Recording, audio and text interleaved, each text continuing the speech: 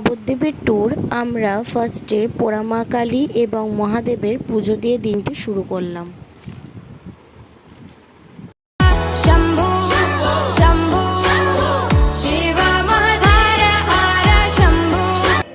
প্রায় 350 বছরের পুরনো রূপোর সিংহাসনের সোনার গৌরাঙ্গের বিগ্রহটি দেখতে আমরা গিয়েছিলাম। সোনার গৌরাঙ্গ নাম দেওয়া হয়েছে কারণ গৌরের গায়ের রং কাঁচা সোনার মতো ছিল। এরপর আমরা দেখতে গিয়েছিলাম নবদ্বীপের আর এক আকর্ষণীয় স্থান 60 ফুট গৌরাঙ্গের মূর্তি।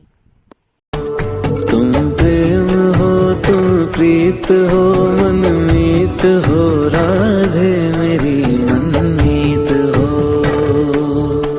तुम प्रेम हो तुम प्रीत हो मेरी बांसुरी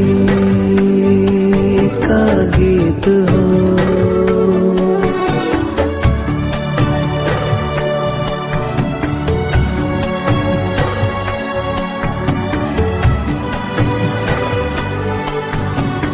এতক্ষণ যেটা দেখলেন সেটা ছিল শ্রীকৃষ্ণর জীবনে অর্ধেকটা সময় কিছুটা মূর্তির মাধ্যমে ধরা হয়েছে।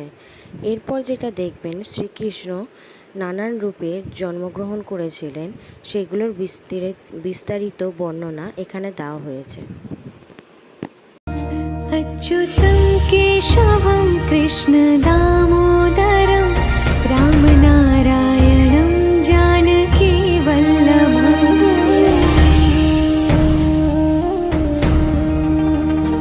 अच्युतं केशवं कृष्ण दामोदरं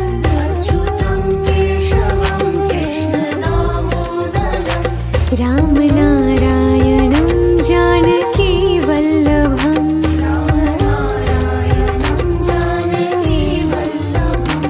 कौन कहते हैं भगवान आते नहीं,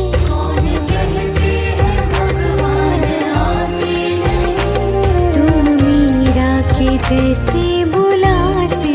छोटी छोटी गैया छोटे छोटे ग्वाल छोटो सो मेरो मदन गोपाल छोटो सो मेरो मदन गोपाल। এছাড়াও আমরা দেখেছিলাম শ্রী শ্রী রাধারমণ বাগ,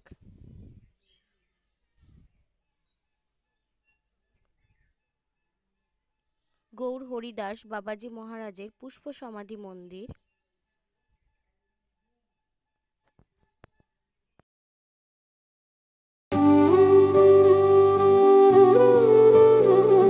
कृष्ण हरे कृष्ण कृष्ण সমাজবাড়ি আশ্রম,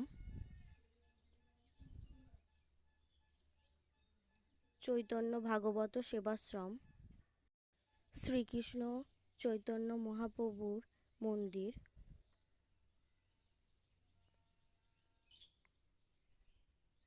রাধাকৃষ্ণের মন্দির, গঙ্গাধর মন্দির। এছাড়াও নবদ্বীপের আর এক আকর্ষণীয় স্থান হচ্ছে জলমন্দির। এই মন্দিরে রয়েছেন ভগবান গিরিরাজ। এই মন্দিরে দর্শন করতে হলে এবং পুজো দিতে হলে সকাল 8টা থেকে সন্ধে 8টার মধ্যে আসতে হবে।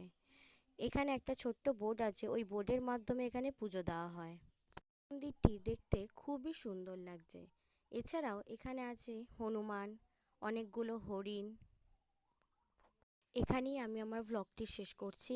যদি আপনাদের ভিডিওটি ভালো লেগে থাকে তাহলে অবশ্যই একটা লাইক করে দেবেন এবং সাবস্ক্রাইব করে দেবেন।